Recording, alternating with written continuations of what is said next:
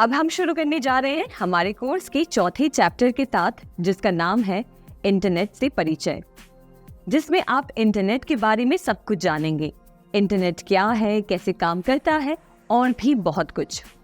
कभी ना कभी आपको ये सवाल तो जरूर आता होगा कि ये जो इंटरनेट है, जो पूरी दुनिया को एक साथ जोड़े रखा है, आखिर ये काम कैसे करता है। आप, मैं, हम सब जो इंटरनेट के साथ एक साथ कनेक्टेड हैं, उसके पीछे का आखिर सिस्टम क्या है। चलिए इंटरनेट को कुछ इंटरेस्टिंग तरीके से समझते हैं। सोचिए कि इंटरनेट एक बड़ी मकड़ी का जाला यानी कि एक स्पाइडर वेब की तरह है, जिसमें दुनिया भर के लोग, डिवाइसेस और जो अनगिनत इंफॉर्मेशन है वो एक सर्वर के साथ कनेक्टेड है। और इन्हीं कनेक्शंस के अंदर हम सारी एक्टिविटीज परफॉर्म कर पा रहे हैं, चाहे वो ऑनलाइन पढ़ाई करना हो, किसी को मैसेज करना हो, घर बैठे ऑनलाइन शॉपिंग करनी हो, या घर बैठे कहीं की भी जानकारी आप अपने फोन पर देखना चाहते हैं, वो सब इस स्पाइडर वेब के अंदर किया जाता है। और इसके साथ इंटरनेट एक सर्वर क्लाइंट मॉडल पर काम करता है। इसे समझने के लिए आप इमेजिन करिए कि आप अपने दोस्त से कुछ पूछ रहे हैं, कोई टॉपिक है जिसकी जानकारी आप उससे पूछना चाहते हैं, तो यहाँ पर आप क्लाइंट की भूमिका निभाते हैं और जिस दोस्त से आप सवाल पूछ रहे हैं वो एक सर्वर की भूमिका निभाता है। और ऐसे ही इंटरनेट के केस में भी होता है। आप क्लाइंट होते हैं जो इंटरनेट से सवाल पूछते हैं और इंटरनेट सर्वर की भूमिका निभाकर आपकी रिक्वेस्ट को जिप कर सही जगह पर पहुंचाता है और आपने जो इन्फॉर्मेशन रिक्वेस्ट की थी वो आप तक वापस लेकर आता है। तो यहाँ हमने क्या सीखा? हमने सीखा कि कैसे इंटरनेट सिस्टम एक क्लाइंट और सर्वर मॉडल पर काम करता है। अब इंटरनेट सिस्टम के अंदर कई सारे लेयर्स आते हैं। सबसे नीचे के लेयर में केबल्स, राउटर्स और बड़े कंप्यूटर्स होते हैं, जिन्हें हम सर्वर्स कहते हैं। ये इंश्योर करते हैं कि आपकी इंफॉर्मेशन सही जगह पहुंचकर वहां से सही इंफॉर्मेशन लेकर आप तक पहुंचा रही है। इसके बाद इसके ऊपर वाले लेयर में आते हैं सेट ऑफ रूल्स या रेगुलेशंस, जहां ये ध्यान रखा जाता है कि सब कुछ स्मूथ तरीके से काम कर रहा है। एक तरह से जैसे रोड पर ट्रैफिक साइंस और सिग्नल्स होते हैं, वैसे ही इंटरनेट सिस्टम के अंदर कुछ प्रोटोकॉल्स और स्टैंडर्ड्स तय किए जाते हैं, जो इंफॉर्मेशन को बताते हैं कि सही तरीके से कैसे आगे बढ़ना है। ये गवर्न करते हैं कि इंफॉर्मेशन कैसे ट्रांसमिट और रिसीव होगी। और ये सेट ऑफ रूल्स सभी को फॉलो करना होता है, जिससे कि इंटरनेट और आपके बीच में जो इंफॉर्मेशन का एक्सचेंज है वो स्मूथ तरीके से हो। और जैसे कहीं पहुंचने के लिए आप हाईवे, ट्रेन या एयर रूट का सहारा लेते हैं, वैसे ही इंटरनेट तक पहुंचने के लिए आपको इंटरनेट सर्विस प्रोवाइडर की जरूरत पड़ती है। इंटरनेट सर्विस प्रोवाइडर एक रूट प्रोवाइड करता है, जिससे कि आप इंटरनेट को एक्सेस कर सकते हैं। इनमें कई तरह के अलग अलग कनेक्शंस होते हैं, जैसे DSL, केबल, फाइबर ऑप्टिक्स। इन सभी माध्यम से आप इंटरनेट को एक्सेस कर पाते हैं। और इनमें से कौन सा माध्यम आपको सिलेक्ट करना है वो इस बात पर निर्भर करता है कि आपके एरिया या आपके लोकेलिटी में इनमें से कौन सा कनेक्शन अवेलेबल है। और आपको बता दूं कि इंटरनेट बस एक ऐसी जगह नहीं है जहां आप इंफॉर्मेशन को एक्सेस कर पाते हैं। ये एक ऐसा असाधारण उपकरण है जिसने हम सभी को कनेक्टेड रखा है और दुनिया को एक छोटी और एक्सेसिबल जगह बनाया है। अब जानते हैं कि इंटरनेट के कुछ फीचर्स क्या हैं। सबसे पहले network of networks. Internet network of networks के अंदर आता है, यानी कि सबसे पहले ये आपके लोकल एरिया के इंटरनेट से कनेक्टेड है, उसके बाद आप देखें तो वर्ल्ड के नेटवर्क से वो कनेक्टेड है। तो इसी तरह से इंटरनेट के अंदर जितने भी नेटवर्क्स हैं वो आपस में कनेक्टेड है। इंटरनेट का दूसरा फीचर है प्रोटोकॉल्स। इंटरनेट एक सेट ऑफ प्रोटोकॉल्स पे चलता है, यानी कि जिसे हम नाम के जरिए जानते हैं इंटरनेट प्रोटोकॉल सूट। उसमें सारे जो प्रोटोकॉल्स हैं पहले से सेट हैं, जिसके ज़रिए इंटरनेट पे आप इंफॉर्मेशन रिसीव करते हैं और शेयर करते हैं। तीसरा एक बहुत ही इम्पॉर्टेंट हिस्सा इंटरनेट का है जिसे कहते हैं वर्ल्ड वाइड वेब, यानी कि WWW। ये एक इंटरनेट का पार्ट है जहाँ पे आप अलग अलग वेब पेजेस को देखते हैं, अलग अलग वेबसाइट्स आप सर्च कर सकते हैं और इवन अलग अलग मल्टीमीडिया कंटेंट को आप कंज्यूम कर पाते हैं। तो WWW एक पार्ट है इंटरनेट का जहाँ पे आपको सारे वेब पेजेस मिलते हैं। फिर इंटरनेट की बाकी फीचर्स की बात करें तो कम्युनिकेशन को पॉसिबल करने में इंटरनेट का बहुत बड़ा रोल है। उसके बाद अगर हम बात करें एंटरटेनमेंट की, तो आप जानते हैं कि इंटरनेट पे आप हर तरह की मूवीज, सॉन्ग्स या हर तरह की बुक्स या एजुकेशनल कंटेंट को आप देख पाते हैं। तो वो एक बहुत बड़ा साधन इंटरनेट प्रोवाइड करता है। उसके बाद ई कॉमर्स प्लेटफॉर्म, यानी कि आप पहले ऐसा था कि कोई भी चीज़ अगर बेचनी होती थी, बिजनेस को अपने कंज्यूमर तक पहुंचानी होती थी, तो उसका माध्यम बस ऑफलाइन था। पर इंटरनेट के माध्यम से अब वो बिजनेस ई कॉमर्स प्लेटफॉर्म पे आ गया है। जैसे फॉर एग्जांपल आप अमेजॉन और फ्लिपकार्ट की बात करें तो ये एक ई कॉमर्स प्लेटफॉर्म है जो इंटरनेट की वजह से पॉसिबल हो पाया है। और उसके बाद सबसे अंत में और सबसे इम्पॉर्टेंट कि इंटरनेट के ज़रिए आप इंफॉर्मेशन को एक्सेस कर पाते हैं। घर बैठे आप दुनिया की हर जो भी घटनाएं हो रही हैं या दुनिया भर में जो भी एक्टिविटीज़ चल रही हैं, आप अपने फ़ोन में हमेशा देख सकते हैं, हमेशा उन्हें एक्सेस कर सकते हैं, उनके बारे में और डिटेल जानकारी जान सकते हैं। और शायद ही ऐसा कुछ है दुनिया में जो आप इंटरनेट पे उसकी खोज नहीं कर सकते। तो इन्फॉर्मेशन का एक बहुत ही बड़ा पुल है जिसे हम इंटरनेट कहते हैं।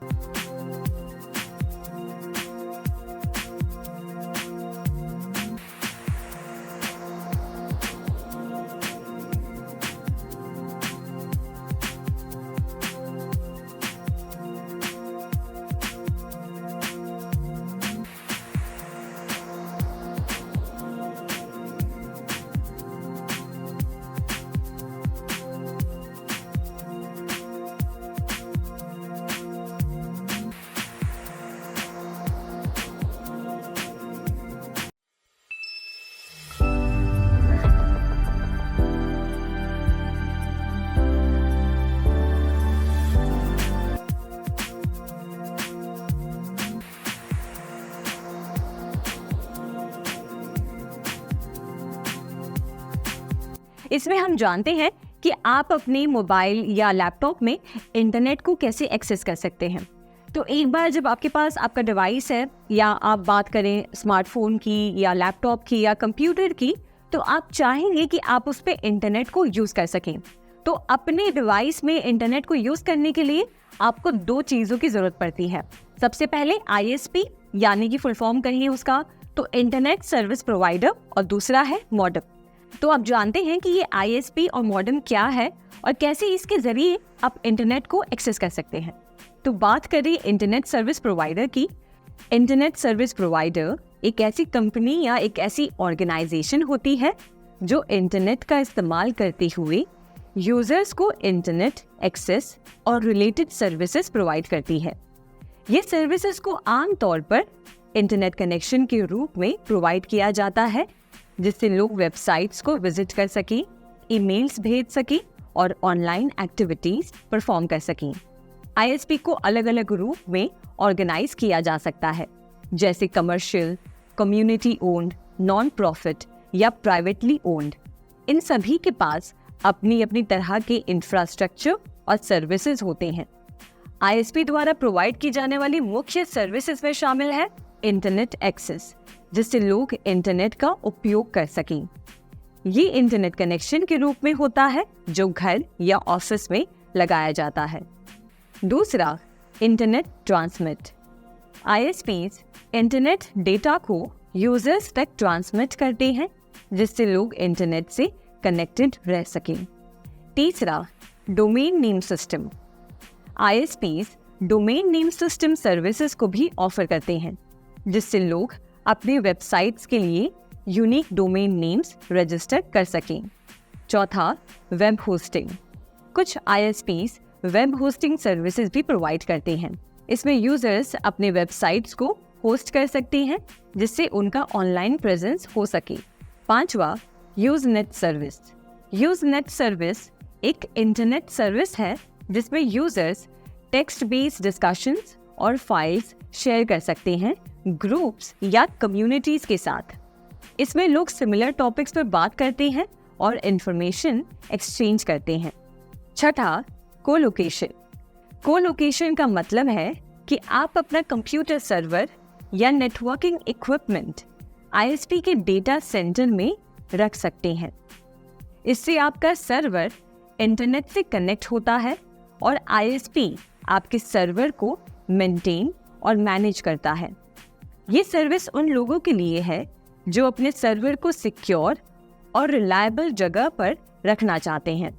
अब ये तो हमने जाना कि इंटरनेट कनेक्शन के लिए आपको दो चीज़ों की ज़रूरत पड़ती है। सबसे पहला आईएसपी यानी कि इंटरनेट सर्विस प्रोवाइडर जो आपको सर्विस प्रोवाइड करता है। फिर दूसरा आता है मोडेम।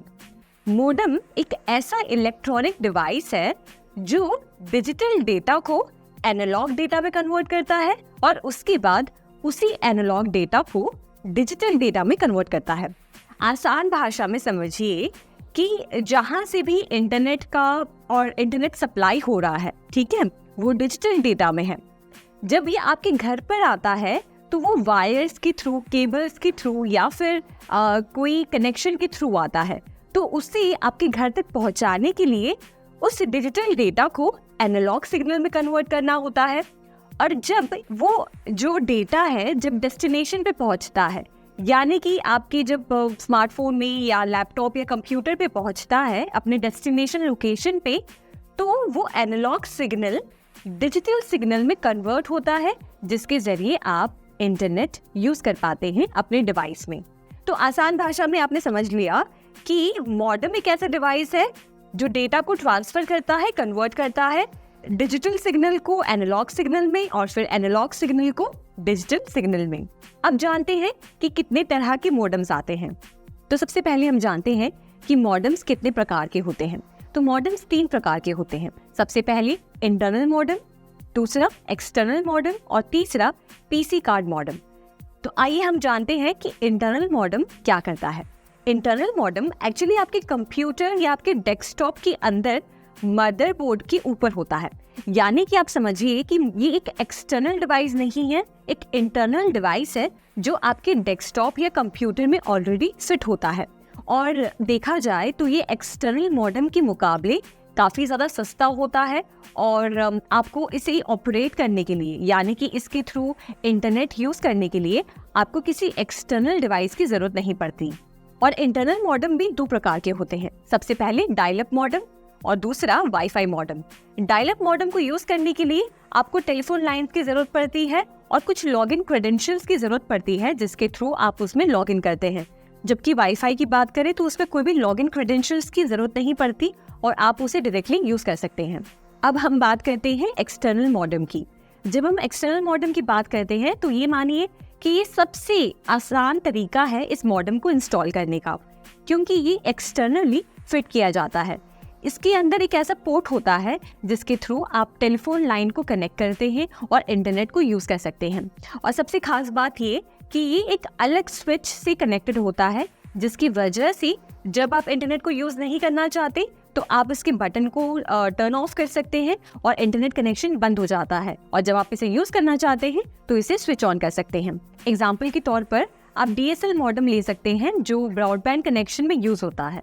अब बात करते हैं हमारे तीसरे टाइप के मॉडेम के बारे में जिसका नाम है पीसी कार्ड मॉडेम। अब जब हम पीसी कार्ड मॉडेम की बात करते हैं तो आपको ये मॉडेम कहीं यूज़ करता हुआ नहीं मिलेगा, क्योंकि ये काफ़ी पहले यूज़ किया जाता था। आज तो हमारे पास कंप्यूटर्स, हमारे डेस्कटॉप्स में वाईफाई कनेक्शन है तो इस मॉडेम की ज़रूरत नहीं है। पर आपकी जानकारी के लिए, आपके इन्फॉर्मेशन के लिए आपको पता होना चाहिए कि पीसी कार्ड मॉडेम आया करता था। वो एक तरह से आप समझिए जैसे आप क्रेडिट कार्ड कहीं पे ATM मशीन में डालते हैं, वैसे ही ये पीसी कार्ड मॉडेम आपके कंप्यूटर या डेस्कटॉप में एक स्लॉट हुआ करती थी, उसमें इंसर्ट किया जाता था। अब ये समझिए कि ये पीसी कार्ड मॉडेम जो है ये इंटरनल मॉडेम और एक्सटर्नल मॉडेम का एक कॉम्बिनेशन है।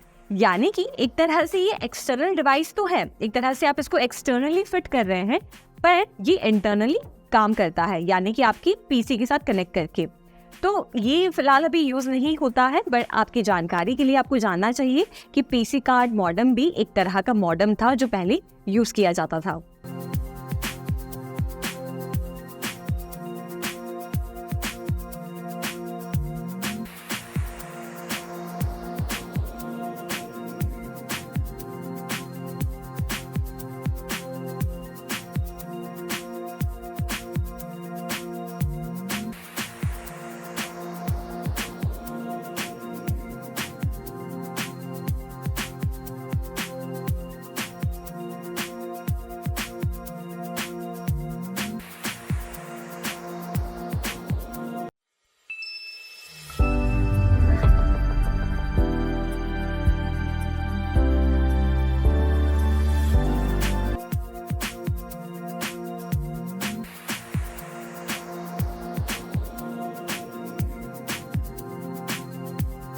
अब जब हम बात करते हैं इंटरनेट कनेक्शन की, तो आप ये समझिए कि बस एक तरीका नहीं है इंटरनेट से कनेक्ट करने का।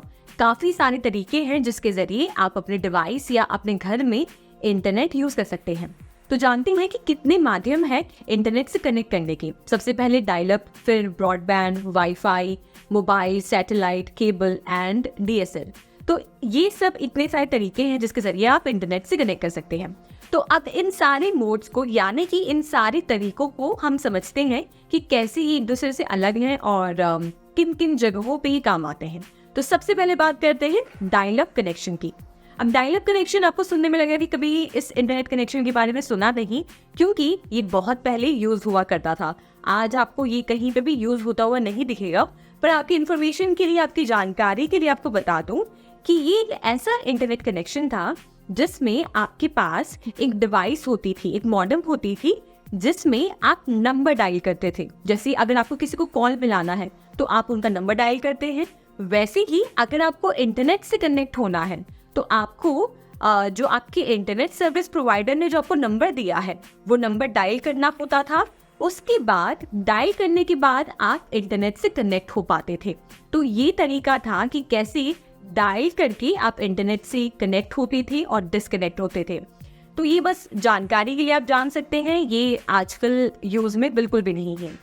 ब्रॉडबैंड एक तरह का इंटरनेट कनेक्शन है जो रेगुलर इंटरनेट से काफ़ी फास्ट होता है। ब्रॉडबैंड को चलाने के लिए अलग अलग तरह के डेटा चैनल्स का इस्तेमाल किया जाता है, जो डेटा को तेज़ी से भेजने और रिसीव करने में मदद करते हैं। ये चैनल्स जैसे fibre optic cables, DSL lines, cable wires या वायरलेस कनेक्शंस हो सकते हैं, और इनकी परफॉर्मेंस अलग अलग होती है और ये अलग अलग स्पीड प्रोवाइड करते हैं जो Mbps में मेजर किया जाता है। इसके साथ साथ ब्रॉडबैंड कनेक्शन के लिए आपको एक राउटर और एक मॉडेम की ज़रूरत पड़ती है जो आपके घर या ऑफिस में लगाया जाता है और मल्टीपल डिवाइसेस को इंटरनेट से कनेक्टेड रखता है। आप जानते हैं वाईफाई कनेक्शन के बारे में। वाईफाई कनेक्शन यानी कि वायरलेस फिडिलिटी। वायरलेस फिडिलिटी से आप क्या समझ पा रहे हैं? कुछ ऐसा जो वायरलेस है? तो बिल्कुल, ये एक ऐसा इंटरनेट कनेक्शन है जो आप वायरलेसली यूज कर सकते हैं। फॉर एग्जाम्पल, आपके घर में कोई ब्रॉडबैंड कनेक्शन लगा है, कोई राउटर लगा है किसी भी कंपनी का, और आप चाह रहे हैं कि आप अपने कंप्यूटर या फिर अपने स्मार्टफोन से उस इंटरनेट को कनेक्ट करना चाह रहे हैं, तो इंटरनेट को कनेक्ट करने का माध्यम है वाईफाई। यानी कि अगर आपका पीसी, डेस्कटॉप या आपका टैबलेट या आपका फ़ोन या आपका टीवी सभी वाईफाई कंपैटिबल है, यानी कि उसमें वाईफाई की कनेक्टिविटी है, तो आप आसानी से उस ब्रॉडबैंड कनेक्शन को किसी भी डिवाइस से कनेक्ट कर सकते हैं और उस डिवाइस में वाईफाई को यूज़ कर सकते हैं, यानी कि इंटरनेट को यूज़ कर सकते हैं। तो वाईफाई बहुत ही इजी तरीका है, बहुत ही फास्ट तरीका है और बहुत ही ज़्यादा अच्छा इंटरनेट स्पीड प्रोवाइड करता है। आजकल आप जहाँ भी चले जाएं, चाहे कैफ़ेज़ में जाएं, चाहे कोई ऑफिसेज में जाएं, रेलवे स्टेशन, हर जगह आपको वाईफाई कनेक्शन मिलेगा। आप अपने फ़ोन में भी अगर वाईफाई कनेक्शन ऑन रखेंगे तो आपको बहुत सारी लिस्ट दिखती है, जिससे ये पता चलता है कि आपके आसपास कौन सी वाईफाई कनेक्शंस अवेलेबल हैं। तो ये हमने जाना वाईफाई कनेक्शन के बारे में। अब जानते हैं DSL के बारे में, यानी कि डिजिटल सब्सक्राइबर लाइन। ये एक तरह से आप समझिए डायल अप का एक एडवांस वर्जन है जो ब्रॉडबैंड का यूज़ करता है इंटरनेट कनेक्ट करने के लिए। DSL को कनेक्ट करने के लिए फ़ोन लाइन की ज़रूरत पड़ती है, पर इसके लिए ये ज़रूरी नहीं है कि आपके घर में एक लैंडलाइन कनेक्शन भी होना चाहिए। जब आप बात करते हैं डायल अप और DSL कनेक्शन की, तो डायल अप जब आप यूज़ कर देते हैं तो वो अपने आप स्विच ऑफ हो जाता है, पर वहीं हम बात करें DSL कनेक्शन की, तो एक बार आपने उसे स्विच ऑन कर दिया यानी कि एक बार वो ऑपरेशनल है, तो उसके बाद वो अपने आप काम करता है, वो टर्न ऑफ नहीं होता। और सबसे बड़ी बात कि उसकी स्पीड डायल अप के मुकाबले काफ़ी ज़्यादा होती है। तो अब बात करते हैं केबल इंटरनेट कनेक्शन की। तो ये एक ऐसा कनेक्शन है जिसके ज़रिए केबल के थ्रू आपके घर में इंटरनेट कनेक्शन पहुंचता है। फॉर एग्जांपल, जैसे आपके एरिया में या आपकी लोकेलिटी में जो केबल इस्तेमाल होता है टीवी कनेक्शन पहुंचाने के लिए, वही सेम केबल इस्तेमाल होता है इंटरनेट कनेक्शन पहुंचाने के लिए। उसी को कहते हैं केबल इंटरनेट कनेक्शन। ये डायल अप और DSL के मुकाबले में काफ़ी ज़्यादा इंटरनेट स्पीड प्रोवाइड करता है और काफ़ी इकोनॉमिकल भी होता है। अब बात करते हैं सैटेलाइट कनेक्शन की। सैटेलाइट कनेक्शन कनेक्ट करता है इंटरनेट से सैटेलाइट के जरिए, यानी कि हमारे अर्थ के अराउंड जो भी सैटेलाइट्स रिवॉल्व कर रहे हैं उसके जरिए वो इंटरनेट कनेक्शन से कनेक्ट करता है। ये बाकी सब इंटरनेट कनेक्शन के मुकाबले में थोड़ा सा स्लो होता है, इसलिए अगर आप अपने फ़ोन में या डेस्कटॉप या अपने कंप्यूटर में गेमिंग कर रहे हैं या कोई हैवी टास्क कर रहे हैं तो उसके लिए शायद ये सूटेबल नहीं है। अब बात करते हैं हमारे लास्ट टाइप की इंटरनेट कनेक्शन के बारे में, जो है मोबाइल इंटरनेट कनेक्शन। यानी कि जब आप अपने घर से दूर होते हैं, जब वाईफाई सिग्नल के आसपास नहीं है या आपके आसपास कोई ब्रॉडबैंड कनेक्शन नहीं है और आप अपने फ़ोन में फिर भी इंटरनेट यूज़ कर पाते हैं, वो आप अपने फ़ोन की बदौलत कर पाते हैं। तो फ़ोन में इंटरनेट प्रोवाइड करता है आपका इंटरनेट सर्विस प्रोवाइडर। इसमें आप समझिए जो भी आप सिम कार्ड से रिचार्ज कराते हैं, तो उसके ज़रिए आप जो इंटरनेट यूज़ करते हैं वो आप कहीं भी यूज़ कर सकते हैं, चाहे आप अपने घर के आसपास हैं या कहीं भी दूर ट्रैवल कर रहे हैं। आप बस खाली मोबाइल डेटा को ऑन करते हैं और अपने फ़ोन में इंटरनेट यूज़ कर पाते हैं। तो ये था लास्ट तरीका कि कैसे आप अपने फ़ोन में इंटरनेट कनेक्शन यूज़ कर पाते हैं।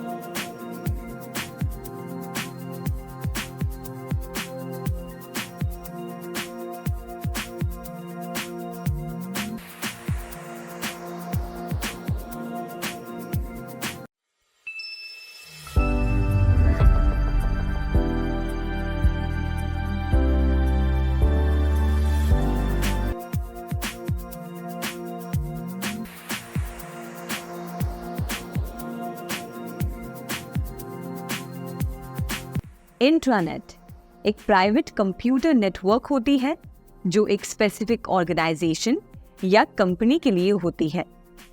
ये नेटवर्क टिपिकली इंटरनेट से अलग होती है, मतलब इसका एक्सेस सिर्फ ऑर्गेनाइजेशन के इंटरनल मेंबर्स ही कर सकते हैं, जैसे कि एम्प्लॉयज, कॉन्ट्रैक्टर्स और ऑथराइज्ड यूजर्स।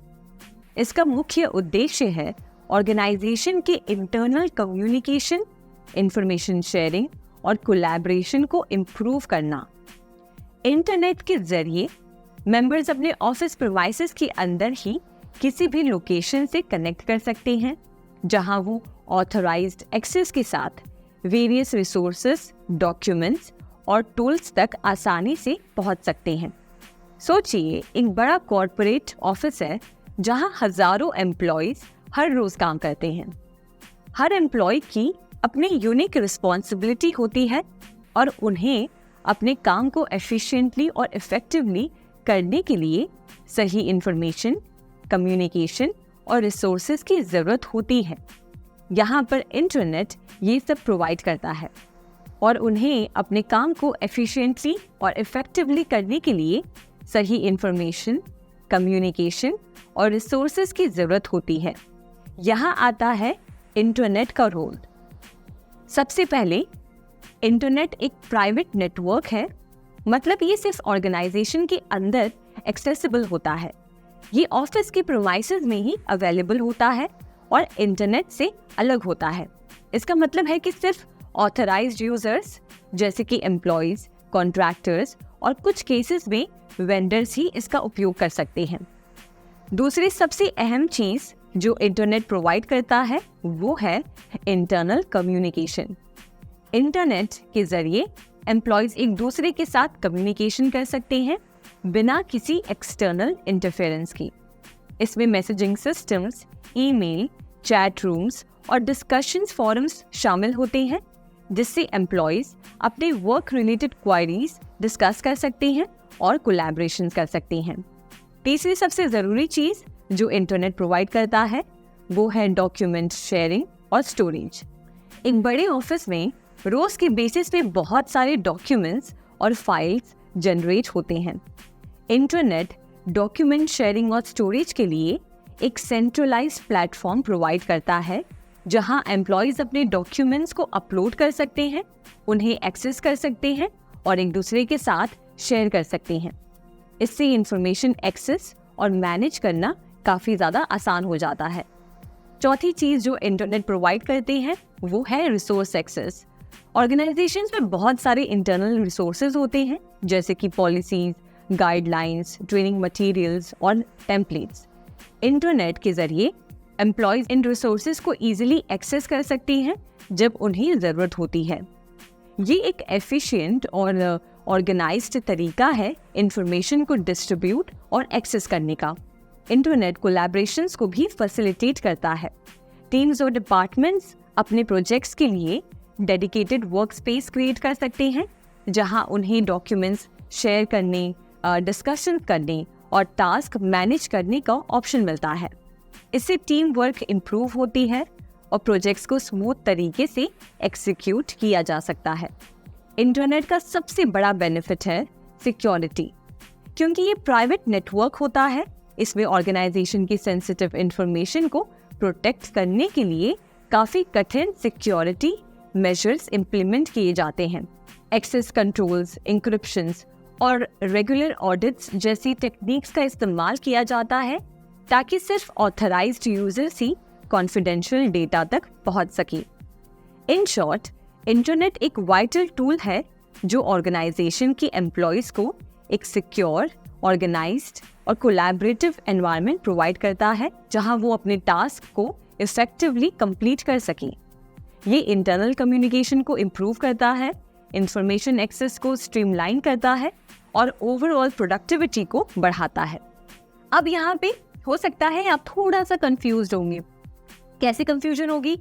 ये कंफ्यूजन हो सकती है कि ये इंटरनेट के बारे में तो हमने समझा कि इंटरनेट के ज़रिए आप दुनिया में किसी भी डिवाइस से कनेक्ट कर सकते हैं, ईमेल भेज सकते हैं, गाने सुन सकते हैं और भी कई चीज़ें कर सकते हैं।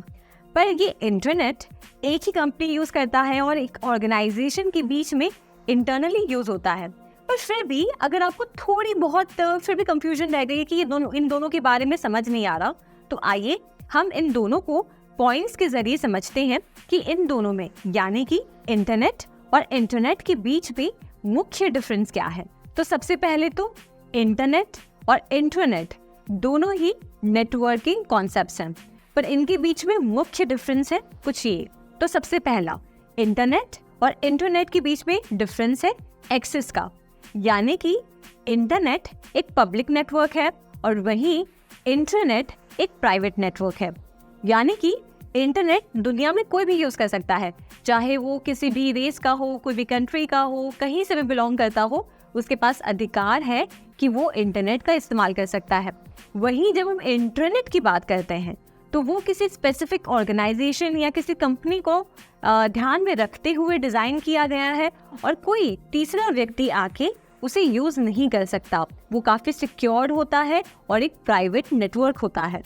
अब दूसरा सबसे बड़ा रीज़न है कि इंटरनेट का स्कोप बहुत बड़ा होता है और वहीं जब हम बात करते हैं इंटरनेट की तो उसका स्कोप बहुत छोटा होता है, बहुत कम होता है। यानी कि इंटरनेट पे आपको मतलब बहुत सारे इंफॉर्मेशन मौजूद है। इंटरनेट को हम इंफॉर्मेशन हाईवे कहते हैं, जहाँ पे इंफॉर्मेशन की अंत नहीं है। आप सब कुछ एक्सेस कर सकते हैं और लोगों के साथ जितने चाहे उतने फाइल्स शेयर कर सकते हैं, कम्युनिकेट कर सकते हैं, कनेक्ट कर सकते हैं। वहीं इंटरनेट का स्कोप यानी कि जो एक ऑर्गेनाइजेशन में यूज होता है उसका स्कोप काफी छोटा होता है, यानी कि वो बस इंटरनली एक कंपनी के अंदर इस्तेमाल होता है, पूरी दुनिया में यानी कि पूरे दुनिया जहां में उसका इस्तेमाल नहीं किया जाता है, वो बस एक कंपनी या ऑर्गेनाइजेशन तक ही सीमित होता है। तीसरा सबसे बड़ा डिफरेंस है कि इंटरनेट और इंटरनेट के बीच में कंट्रोल का भी डिफरेंस होता है, यानी कि इंटरनेट को कोई कंट्रोल नहीं करता, जो चाहे वो उसे यूज कर सकता है, चाहे वो दुनिया के किसी भी कोने से बिलोंग करता हो या कहीं से भी एक्सेस कर सकता है। वही इंटरनेट को एक ऑर्गेनाइजेशन कंट्रोल करती है। एक कंपनी के पास अधिकार होता है कि वो उसे किन लोगों को प्रोवाइड कर सकते हैं और किन लोगों को उसमें शामिल कर सकते हैं। वही इंटरनेट की जब बात करें तो उस पर कोई कंट्रोल नहीं होता, कोई भी उसे एक्सेस कर सकता है। फिर उसके बाद सबसे बड़ा डिफरेंस है सिक्योरिटी का, यानी कि इंटरनेट पे आप अपनी सारी पर्सनल इंफॉर्मेशन शायद शेयर ना करना चाहेंगे, क्योंकि हो सकता है कि आपकी इंफॉर्मेशन लीक हो जाए।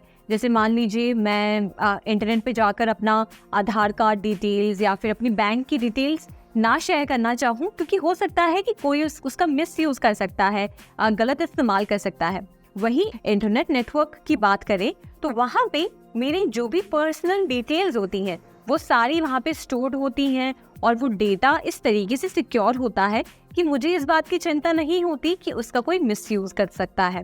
फिर सबसे लास्ट डिफरेंस है कस्टमाइजेशन का। आप इंटरनेट को, अगर आप चाहें कि आप इंटरनेट को कस्टमाइज करना चाहते हैं, कुछ चेंजेस करना चाहते हैं, तो आप वो नहीं कर सकते हैं, वो लिमिटेड होता है, क्योंकि इंटरनेट को कोई स्पेसिफिक ऑर्गेनाइजेशन या कोई बॉडी कंट्रोल नहीं करता है। वहीं जब हम बात करते हैं इंटरनेट की तो उसमें कस्टमाइजेशन की अनलिमिटेड ऑप्शंस है, क्योंकि एक ऑर्गेनाइजेशन उसे कंट्रोल करती है और वो अपने इस्तेमाल के मुताबिक उसमें जैसे चाहे वैसी चेंजेस कर सकती है। तो इस टॉपिक में हमने जाना कि इंटरनेट क्या है और इंटरनेट के बीच में क्या डिफरेंस है।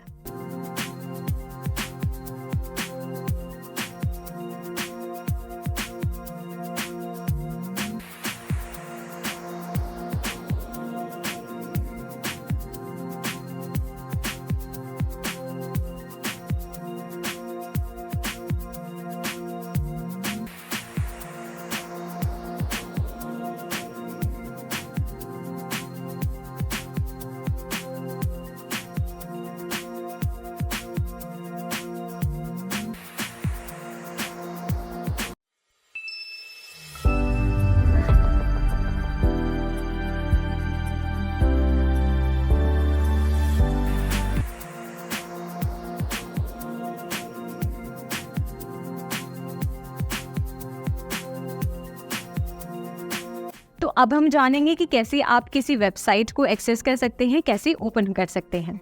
तो आइए जानते हैं वर्ल्ड वाइड वेब के बारे में।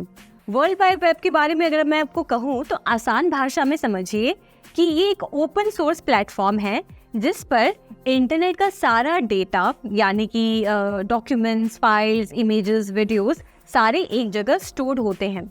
मान लीजिए कि आपको अमेरिका के बारे में कोई इन्फॉर्मेशन जाननी है, तो आप वर्ल्ड वाइड वेब पे जाके अमेरिका के बारे में जब आप टाइप करते हैं तो वो आपके सामने कई सारे वेब पेजेस ओपन करके देता है, यानी कि बहुत सारे आपको आर्टिकल्स दिखेंगे या बहुत सारे लिंक्स देखेंगे अमेरिका से रिलेटेड। जिस भी वेब पेज को आप सिलेक्ट करके ओपन करेंगे तो आप पाएंगे कि उस वेब पेज को ओपन करने के बाद एक दूसरा पेज खुलता है और उसमें काफ़ी सारे इमेजेस होते हैं, वीडियोस होते हैं, टेक्स्ट होगा अमेरिका से रिलेटेड, और उसके अंदर भी आपको हाइपर टेक्स्ट लिंक दिखाई देता है, यानी कि एक वेब पेज के अंदर काफ़ी सारे लिंक्स होते हैं जो और इंटरनल इंफॉर्मेशन प्रोवाइड करते हैं। तो ये तो हमने जाना कि वर्ल्ड वाइड वेब के अंदर काफ़ी सारे वेब पेजेस होते हैं जिसके अंदर काफ़ी सारे फाइल्स, डेटा सारा स्टोर किया जाता है। अब मान लीजिए आपको जो भी इंफॉर्मेशन आप अमेरिका के बारे में इंटरनेट पे पढ़ रहे हैं वो अपने किसी फ्रेंड या किसी रिलेटिव के साथ शेयर करना चाहते हैं, तो बहुत आसानी से कर सकते हैं। उसमें जो भी URL दिख रहा है आपको, यानी कि यूनिफॉर्म रिसोर्स लोकेटर, वो लिंक आप कॉपी करके जिस भी इंसान के साथ शेयर करेंगे और जब भी वो इंसान उस लिंक को ओपन करेगा तो वो डायरेक्टली उसी वेब पेज पे लैंड होगा जिस वेब पेज को आप एक्सेस कर रहे थे या जिस वेब पेज को आप देख रहे थे। तो ये है कि वर्ल्ड वाइड वेब एक ओपन सॉफ्टवेयर प्लेटफॉर्म है जहाँ पे इंटरनेट का सारा डेटा एक जगह पे स्टोर होता है और आप वहाँ पे जाके किसी भी इंफॉर्मेशन के बारे में जब सर्च करते हैं तो बहुत सारे वेब पेजेस खुलते हैं। तो इसके ज़रिए आपके सामने एक ओपन सोर्स कम्युनिटी है जिसके ज़रिए आप दुनिया की हर इंफॉर्मेशन आसानी से एक्सेस कर सकते हैं। अब जब हम बात करते हैं इंटरनेट और वर्ल्ड वाइड वेब के बारे में तो दोनों एक दूसरे से बहुत अलग हैं। आप समझिए ये दोनों एक ही प्लेटफॉर्म्स नहीं हैं। इंटरनेट एक हार्डवेयर सिस्टम है, यानी कि एक ऐसा तरीका है जिसके ज़रिए आप दुनिया के सारे कंप्यूटर्स के साथ एक साथ कनेक्ट कर पाते हैं और ये कनेक्शन जुड़ता है केबल्स के ज़रिए, वायरलेस कनेक्शन के ज़रिए या फिर वायर्स के ज़रिए।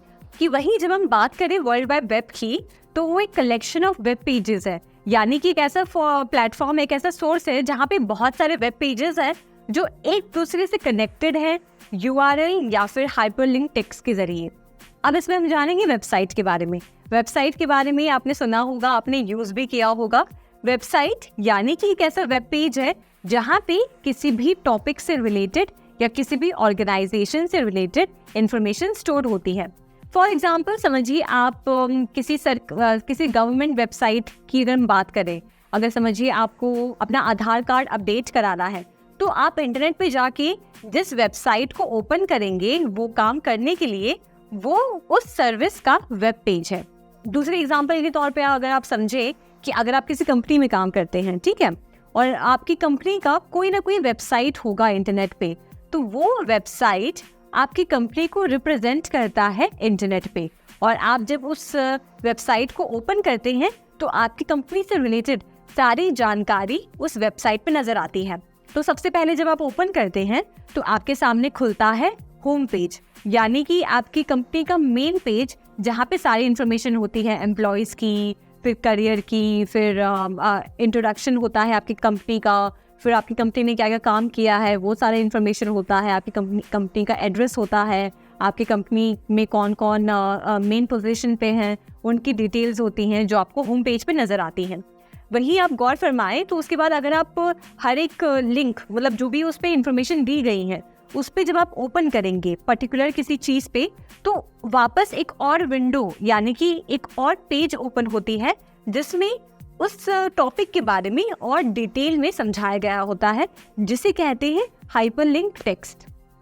तो ये अब हमने जाना वेबसाइट के बारे में। और इसी की तरह अगर आप ब्राउज़र पे किसी इंफॉर्मेशन के बारे में सर्च करना चाहते हैं, जैसे for example how to make a robot, आप उस इंफॉर्मेशन को टाइप करके एंटर दबाएंगे तो आप देखेंगे कि आपके ब्राउज़र में आपने जिस इंफॉर्मेशन को ढूंढा है उससे रिलेटेड सारी वेबसाइट्स यहाँ पर आ जाएंगी। अब आप जिस भी वेबसाइट को क्लिक करेंगे या जिस भी वीडियो या इमेज को क्लिक करेंगे आप उससे रिलेटेड यहाँ पर जानकारी देख सकते हैं और इजीली जब चाहे तब उसे एक्सेस कर सकते हैं। अब ये समझिए वेबसाइट में दो टाइप की वेबसाइट्स आती हैं, एक तो हो गया स्टैटिक वेबसाइट और दूसरा हो गया डायनेमिक वेबसाइट। स्टैटिक वेबसाइट में ये होता है कि अगर आप इस वेबसाइट को ओपन करते हैं तो आप उस पर कुछ भी इंटरैक्शन नहीं कर सकते हैं, यानी कि उसमें जो इन्फॉर्मेशन होती है वो बस पढ़ने के लिए होती है, वो बस देखने के लिए होती है, पर आप उसमें जाके कुछ क्लिक नहीं कर पाते हैं या कुछ और इन्फॉर्मेशन या फिर और कोई एक्टिविटी नहीं कर पाते हैं। वहीं जब हम डायनेमिक वेबसाइट की बात करें तो डायनेमिक वेबसाइट में आपको इंटरैक्शन करने का मौका मिलता है। तो ये हमने जाना वेबसाइट के बारे में और कैसे वेबसाइट पर अलग अलग ऑर्गेनाइजेशंस या अलग अलग डोमेन के हिसाब से इंफॉर्मेशन स्टोर होती है। अब इसमें हम जानेंगे URL के बारे में, यानी कि यूनिफॉर्म रिसोर्स लोकेटर। अब हम URL के बारे में बात करते हैं।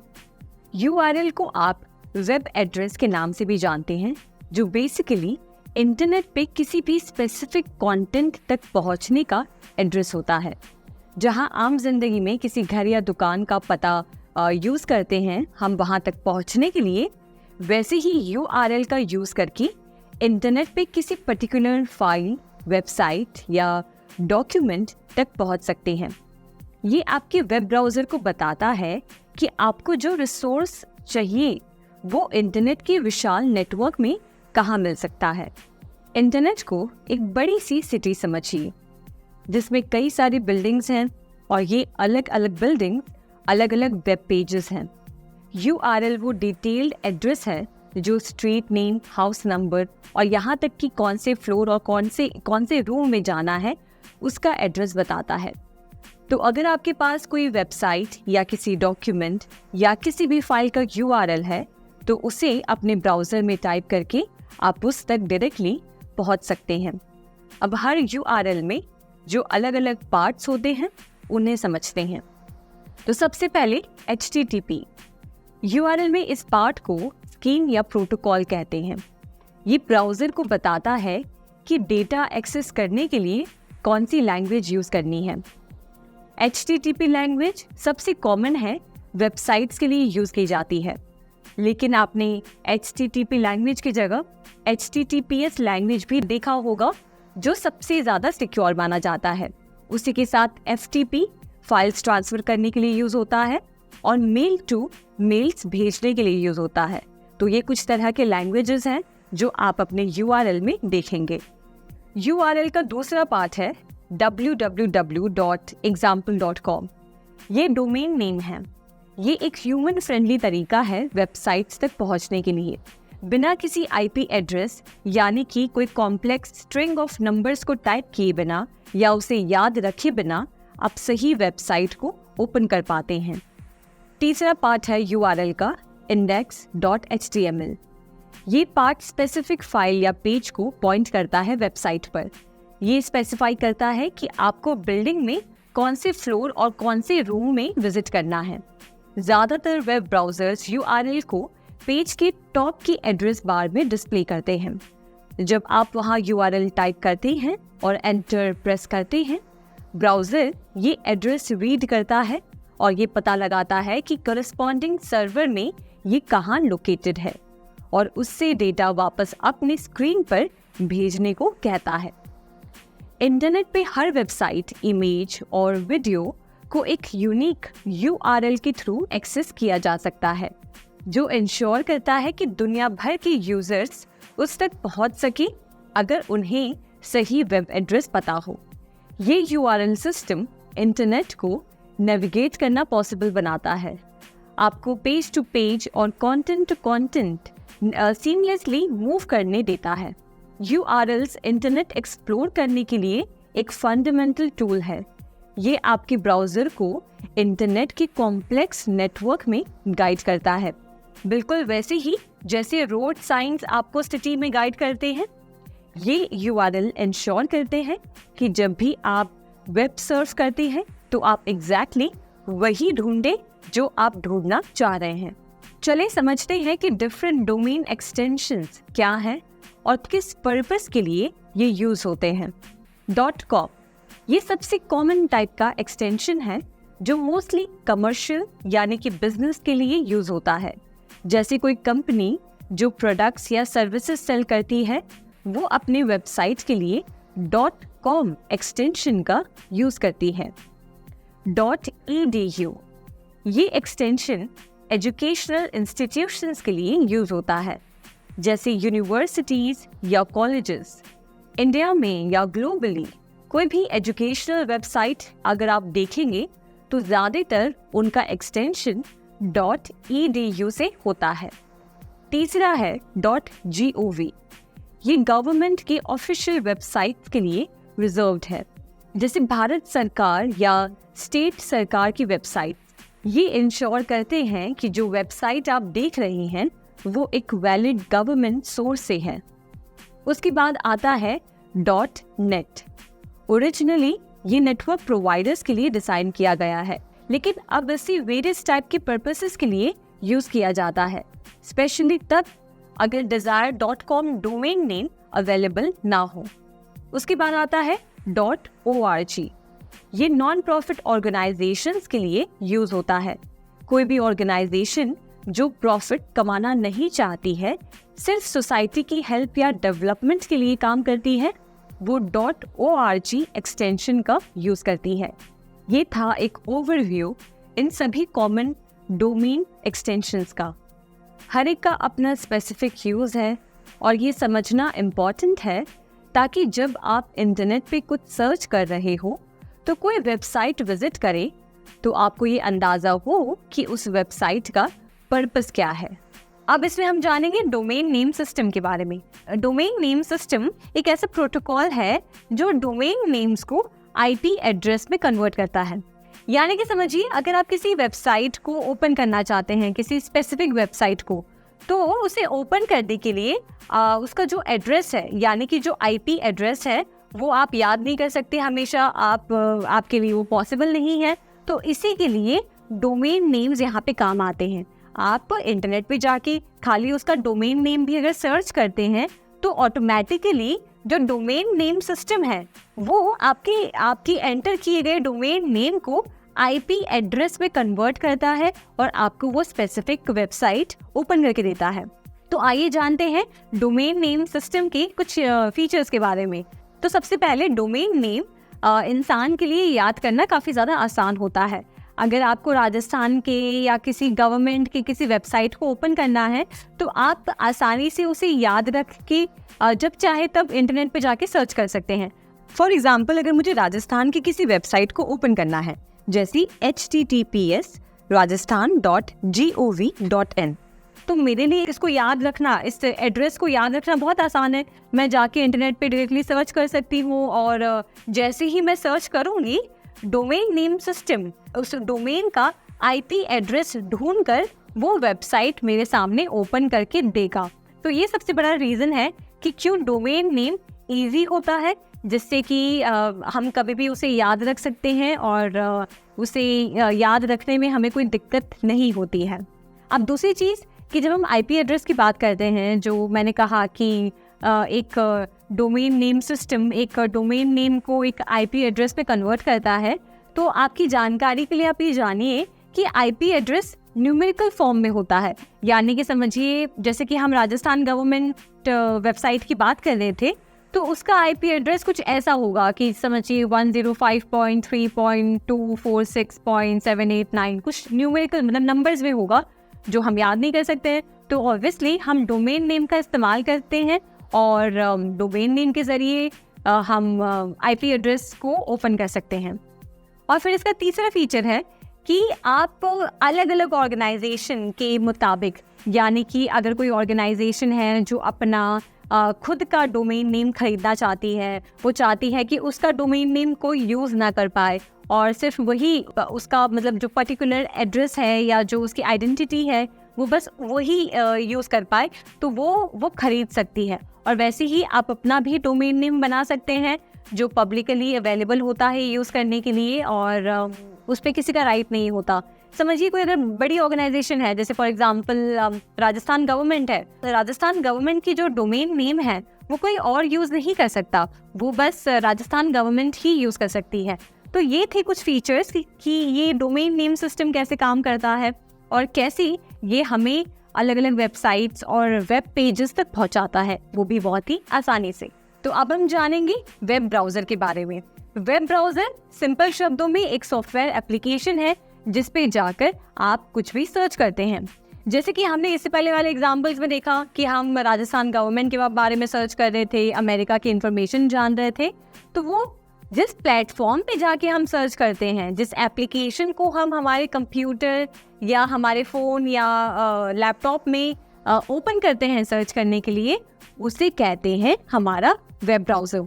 वेब ब्राउज़र एप्लीकेशंस कई तरह के होते हैं। For example, Apple safari, Mozilla Firefox, Google Chrome, Microsoft Edge, opera, ऐसी कई तरह की वेब ब्राउज़र एप्लीकेशंस हैं जहाँ पे जाके आप इंफॉर्मेशन सर्च करते हैं। तो वहीं जब हम बात करते हैं अलग अलग टाइप की जो एप्लीकेशंस हैं, जो अलग अलग टाइप की वेब ब्राउज़र एप्लीकेशंस हैं, उनके यूआई भी अलग होते हैं।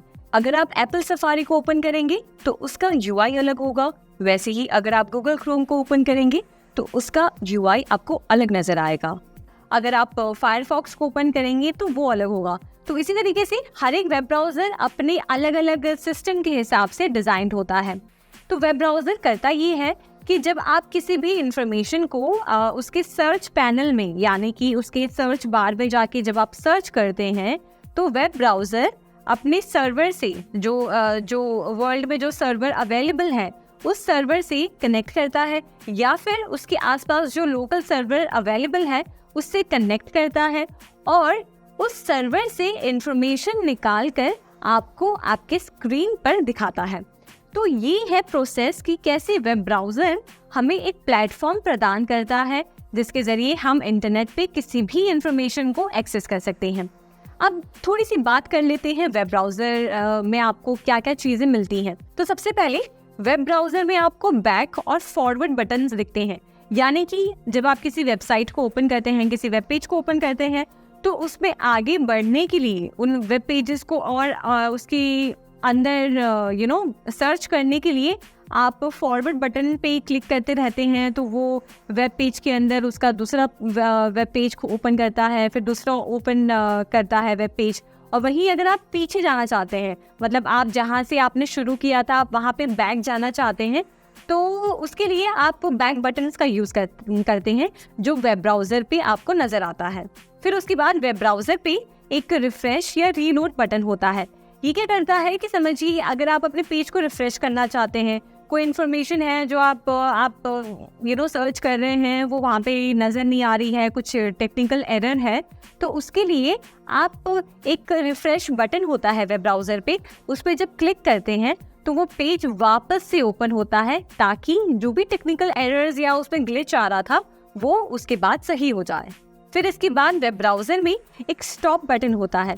मान लीजिए अगर आप अपने वेब ब्राउज़र पे जाके किसी वेब पेज पर कुछ एक्टिविटी कर रहे हैं, कुछ डाउनलोड कर रहे हैं या कुछ प्रोसेस में चल रहा है और आप उसको रोकना चाहते हैं, तो उसके लिए वेब ब्राउज़र पे एक कैंसिल बटन होता है, एक स्टॉप बटन होता है, जिस पे आप क्लिक करते हैं तो जो भी एक्टिविटी वहाँ हो रही है वो रुक जाती है।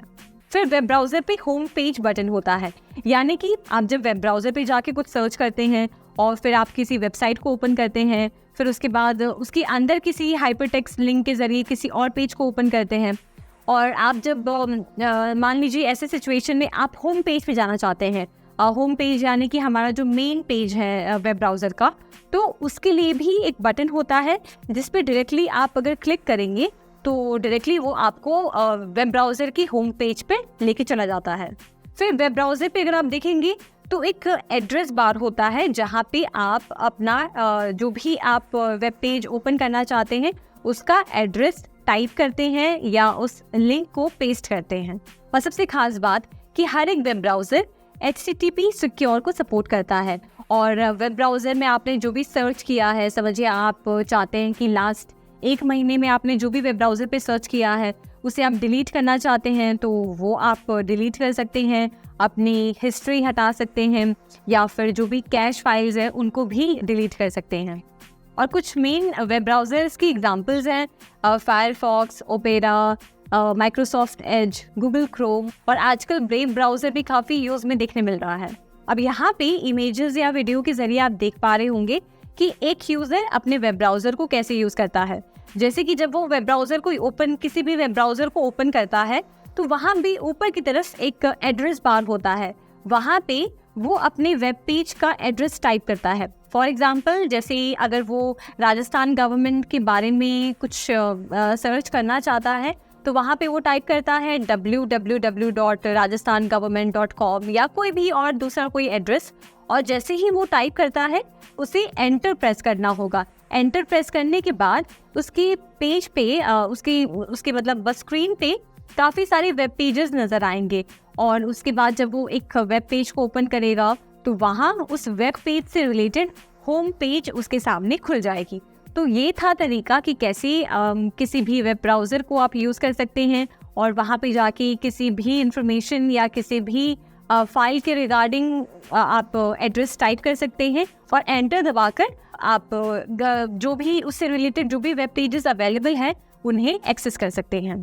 अब हम जानेंगे HTTP और HTTPS के बारे में।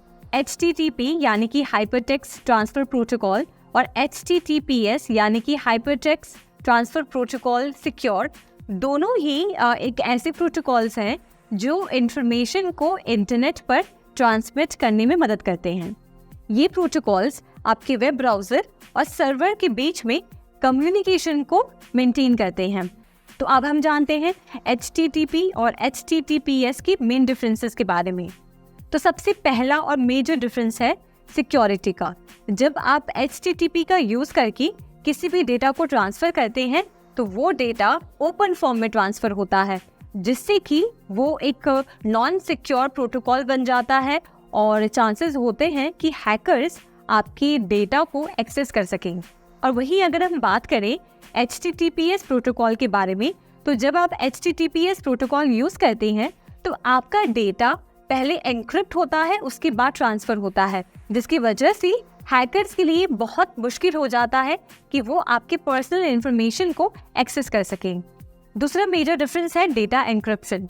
HTTP में डेटा एन्क्रिप्ट नहीं किया जाता है, जिसकी वजह से आप जो भी पर्सनल इन्फॉर्मेशन शेयर करते हैं, जैसे कि आपकी कोई कार्ड डिटेल्स हैं या फिर आपकी कोई पर्सनल इन्फॉर्मेशन है, वो चांसेस होते हैं कि वो हैकर्स तक पहुंच सकें।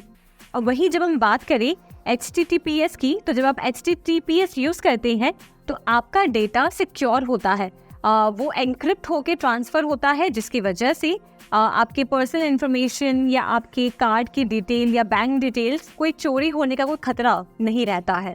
तीसरा मेजर डिफरेंस है URL स्ट्रक्चर। जब हम बात करते हैं HTTP की, तो उसका जो लिंक होता है वो HTTP से शुरू होता है। वहीं अगर हम बात करें HTTPS से, तो उसका जो लिंक है वो HTTPS से शुरू होता है। और आखिरी मेजर डिफरेंस जो HTTP और HTTPS को अलग बनाता है कि HTTP तब इस्तेमाल किया जाता है जब आप कोई नॉन सेंसिटिव इंफॉर्मेशन को प्रोवाइड कर रहे हैं। जैसे कि अगर आप चाहते हैं कि कोई आप ऐसी न्यूज़ आर्टिकल की बात करें जो दुनिया में कोई भी पढ़ सकता है, नॉन सेंसिटिव है और कोई भी एक्सेस कर सकता है, तब HTTP का यूज़ किया जाता है। तो वही अगर हम बात करें HTTPS की, तो HTTPS में किसी सेंसिटिव इंफॉर्मेशन को रखने के लिए यूज़ किया जाता है, जैसे फॉर एग्जांपल आपकी बैंक डिटेल्स, आपके पर्सनल डिटेल्स या फिर और कोई ऐसी इंफॉर्मेशन जो पब्लिकली यूज़ करने के लिए अवेलेबल नहीं है।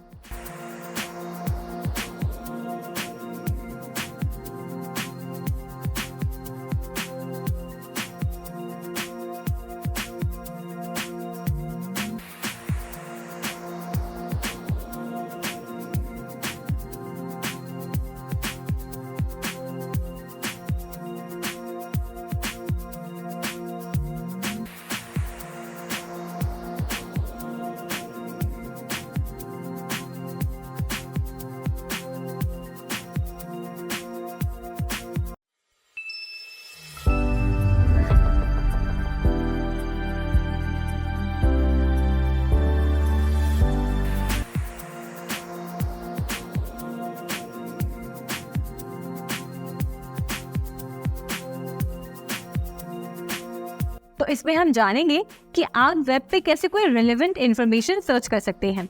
जैसे कि मान लीजिए अगर आप किसी ब्यूटी टिप के बारे में सर्च कर रहे हैं, ठीक है, तो जब आप उसके बारे में सर्च करते हैं तो आपने देखा होगा कि उससे मिलता जुलता ही कुछ इन्फॉर्मेशन आपके सामने नजर आता है। क्या कभी ऐसा हुआ है कि आपने ब्यूटी टिप के बारे में सर्च किया हो और कुछ कुछ इररिलेवेंट इन्फॉर्मेशन आपके सामने रिजल्ट में आ गई हो? जैसे आपने ब्यूटी टिप के बारे में सर्च किया और रिजल्ट में आपको कुछ बाइक्स की इमेजेस आ रही हैं, बाइक्स के बारे में बात हो रही है, ऐसा रिजल्ट आ रहा है। ऐसा कभी नहीं होता, राइट? तो ये इसलिए नहीं होता क्योंकि हमारा जो वेब ब्राउज़र होता है, जो हमारा इंटरनेट का पूरा जो इंफ्रास्ट्रक्चर है, वो एक सर्च इंजन टूल का इस्तेमाल करता है।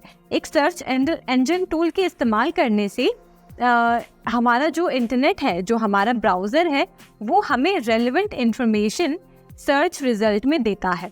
तो आइए थोड़ा सा और विस्तार में, थोड़ा सा और अच्छे से समझते हैं कि ये सर्च इंजन आखिर होता क्या है और कैसे काम करता है।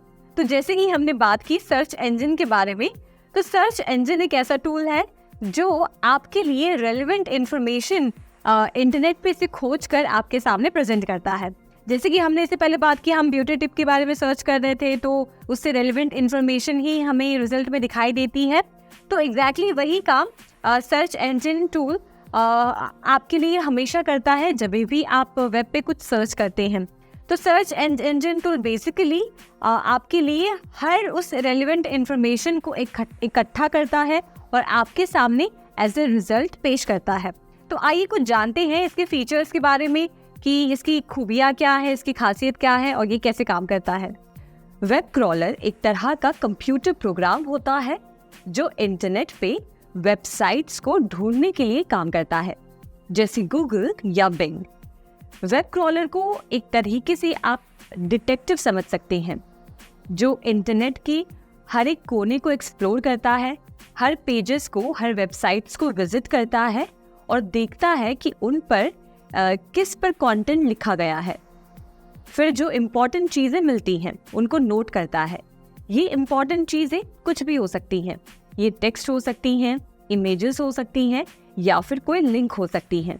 उसके बाद जो इन्फॉर्मेशन इस वेब क्रॉलर को मिलती है उसको ये एक ह्यूज बुक में नोट करता है, जिसे हम सर्च इंजन कहते हैं।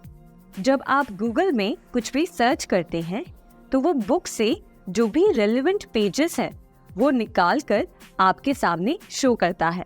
इंडेक्सिंग। तो अगर हम सर्च इंजन टूल की बात कर रहे हैं तो आप ये समझिए कि एक सर्च इंजन टूल रेगुलरली हर एक वेब पेजेस को क्रॉल करता है और उनमें जो टेक्स्ट या वर्ड्स या जो भी इंफॉर्मेशन दी गई है उन्हें इंडेक्स करता है। इस प्रोसेस के जरिए वो समझता है कि किन टॉपिक्स पर कौन से वेब पेजेस अवेलेबल हैं, जो कि वो समय आने पर आपको एज ए रिजल्ट आपको दिखा सकता है।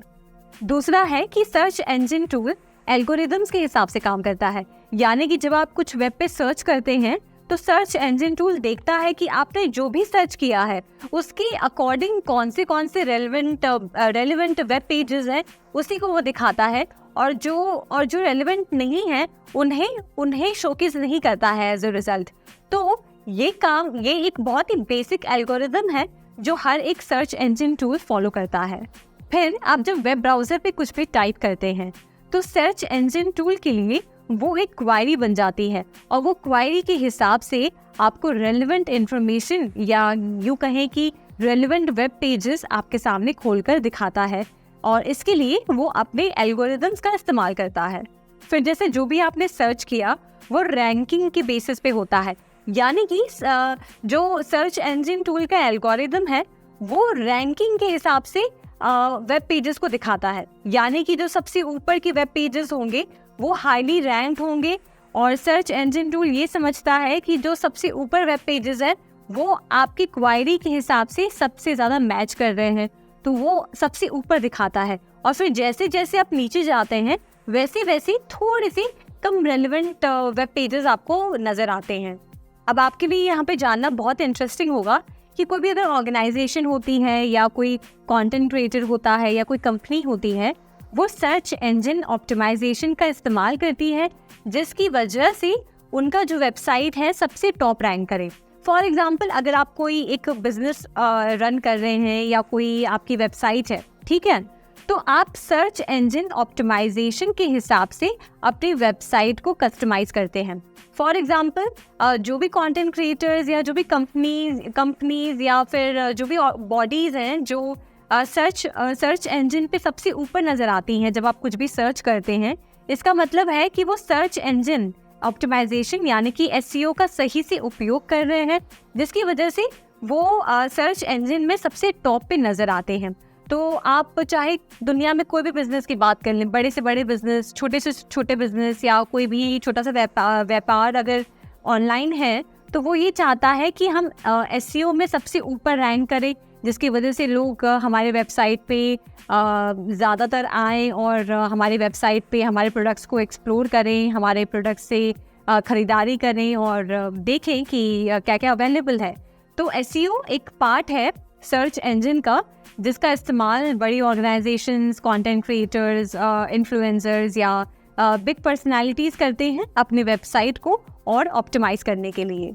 और यही आपको एक बात जान के बहुत हैरानी होगी कि कुछ सर्च इंजन रिजल्ट्स जो दिखाता है वो कई सारे स्पॉन्सर्ड या पेड भी होते हैं, यानी कि जो कंपनीज या कंटेंट क्रिएटर्स जो ऑनलाइन अपनी प्रेजेंस को बढ़ाना चाहते हैं और चाहते हैं कि उनका वेबसाइट सबसे ऊपर रैंक करे, उसके लिए कुछ प्रमोशन भी वो करते हैं, और उसके लिए वो मतलब एक तरह से एक फीस देते हैं जिसके ज़रिए उनका वेबसाइट टॉप रैंक करता है। और सिर्फ यही नहीं, एक सर्च इंजन टूल सिर्फ अपने एल्गोरिदम्स के हिसाब से आपको रिजल्ट्स नहीं दिखाता है, बल्कि वो आपके बिहेवियर के हिसाब से भी आपको रिजल्ट्स दिखाता है। यानी कि किस तरह का कंटेंट आप ज़्यादा कंज्यूम करते हैं, या किन वेबसाइट पर आप ज़्यादा विजिट कर रहे हैं, या आपका प्रेफरेंस क्या है, उसके हिसाब से भी वो आपको रेलेवेंट रिजल्ट्स दिखाता है।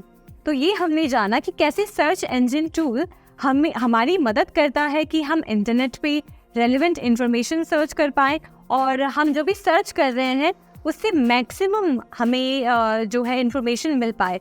तो ये एक बहुत ही यूज़फुल टूल है, और दुनिया जहाँ में जो भी आप सर्च करते हैं, जो भी आप इंटरनेट पे एक्सेस करना चाहते हैं, वो इसकी मदद से ही होता है। अब इसमें हम बात करेंगे विकिपीडिया के बारे में। विकिपीडिया एक फ्री ऑनलाइन इंसाइक्लोपीडिया है, जिसमें हर तरह का इंफॉर्मेशन, दुनिया जहाँ की हर तरह की इंफॉर्मेशन इसमें आप पढ़ सकते हैं और एक्सेस कर सकते हैं।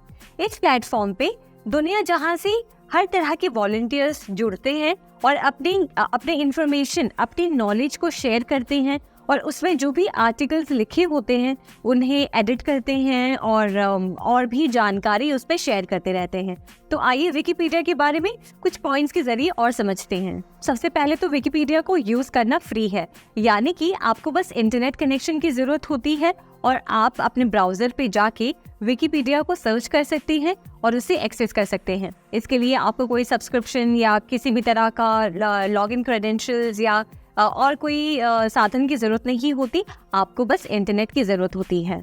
और सबसे खास बात, विकिपीडिया में मल्टीपल लैंग्वेजेस अवेलेबल हैं, यानी कि अगर आप कोई इन्फॉर्मेशन बंगाली में पढ़ना चाहते हैं तो वो इन्फॉर्मेशन आप विकिपीडिया में बंगाली में पढ़ सकते हैं, और भी अन्य लैंग्वेजेस उसमें अवेलेबल हैं।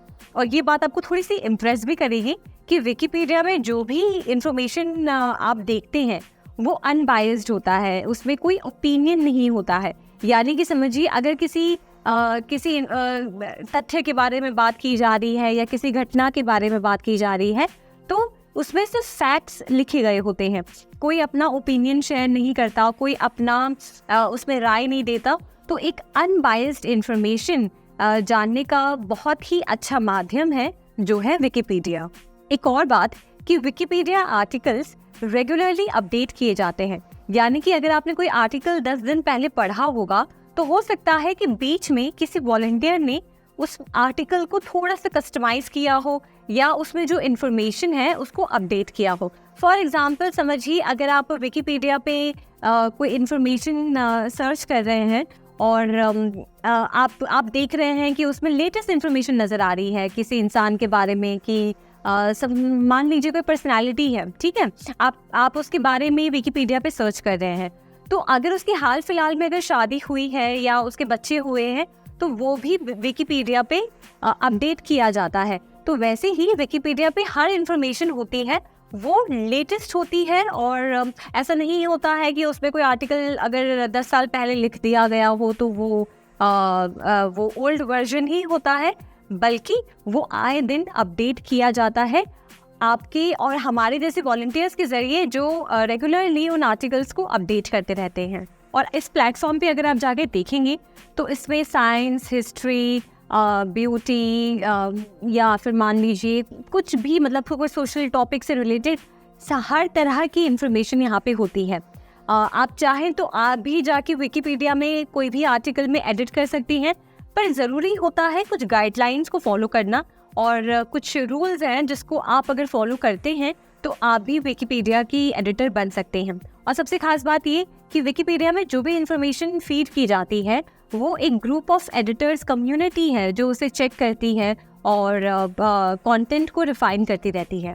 तो ये हमने जाना विकिपीडिया के बारे में। आप ज़रूर इस वीडियो को देखने के बाद विकिपीडिया को एक्सप्लोर करिएगा और देखिएगा कि कितना यूज़फुल ये प्लेटफॉर्म है, जहाँ पे आप दुनिया की हर तरह की इंफॉर्मेशन के बारे में एकदम सही फैक्ट्स जान सकते हैं।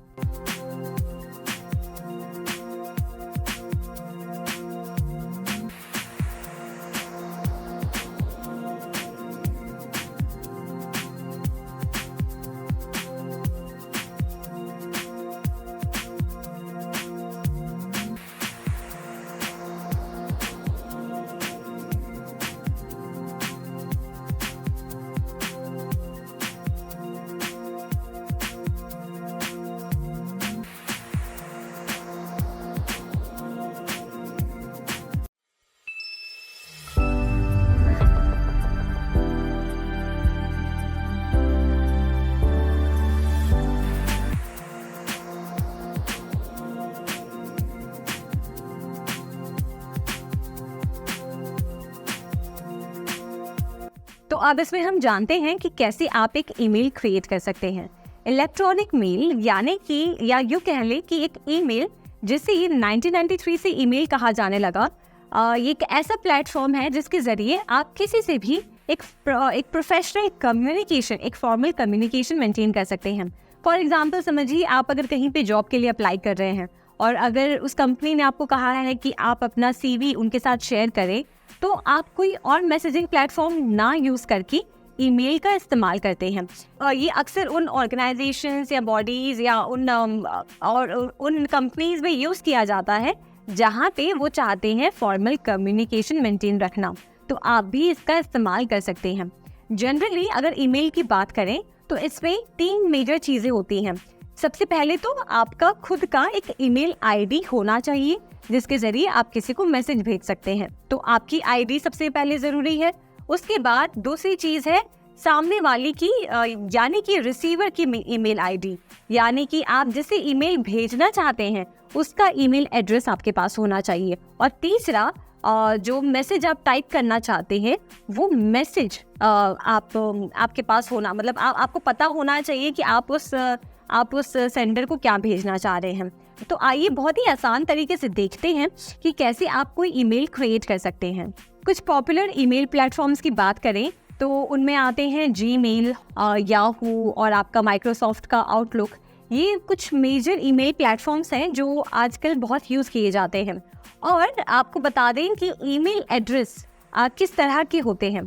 तो मान लीजिए कि अगर किसी का नाम बिल गेट्स है तो उनका ईमेल एड्रेस कुछ ऐसा हो सकता है जैसे कि billgates@gmail.com या फिर billgates+18@gmail.com। ऐसे कुछ डोमेन नाम्स होते हैं जो ईमेल की एड्रेस को आइडेंटिफाई करते हैं।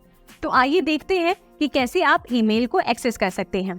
तो इसमें हम एग्जाम्पल के तौर पर गूगल की ईमेल सर्विस की बात करेंगे जो है जीमेल। तो हम यहाँ पे एग्जाम्पल के तौर पर जीमेल को यूज़ करेंगे।